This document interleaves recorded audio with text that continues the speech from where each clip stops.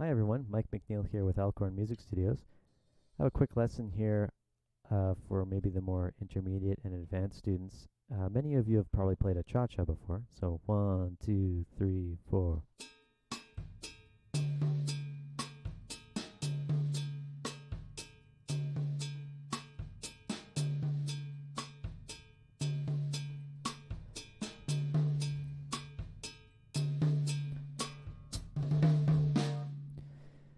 Um, Here's another trick to play another version of the cha-cha. So that version uses the toms and the cowbell and I guess the rim click or the cross stick. It's a bit more traditional sounding because it's trying to mimic a lot of the traditional percussion sounds. But you might be in a situation where there's a cha-cha vibe happening in the song, but it's not a very traditional sounding thing, and it might have a more pop element to it. And so you might want to not use all of those more traditional sounding sounds and use the hi-hat, because the hi-hat is a bit more of it kind of invites people into that pop kind of sound, which you might need. So here's another cha-cha that works. It still has enough elements in it that it still suits a cha-cha, even has some traditional elements, because we're going to actually play the Guiro pattern on the hi-hat here. So it still maintains a little bit of the signature kind of sounds. A Guiro is a wooden instrument that they have that has ridges on it, and they use a rod to scrape those ridges to create longer sounds, and then they also tap it to create short sounds. And so I'll just play this, and then we'll break down what it is. So here it goes. 1, 2, 3, 4.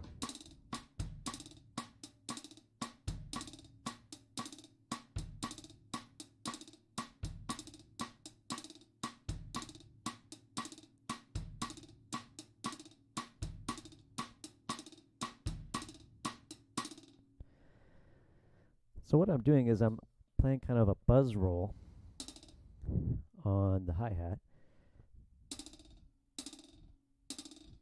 to try to mimic the sound of that Guiro.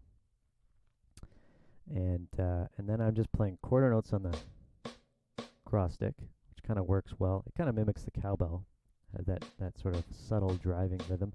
And then I'm still just playing that pattern on the bass drum on the, I guess it's on the end of 2. Yeah, on the end of 2. Yeah, and then that's all it is. And then and on the hi-hat, the full pattern is like 1, 2, and 3, 4, and 1, 2, and 3, 4, and 1, 2, and 3, 4, and 1, 2, and 3, 4, and 1. Just on the 1 and 3, you're playing a longer note by playing that roll. So 1, 2, and 3, 4, and 1, 2, and 3, 4, and 1, 2, and 3, 4, and 1, 2, and 3, 4, and 1. And the coordination can be actually a little bit tricky.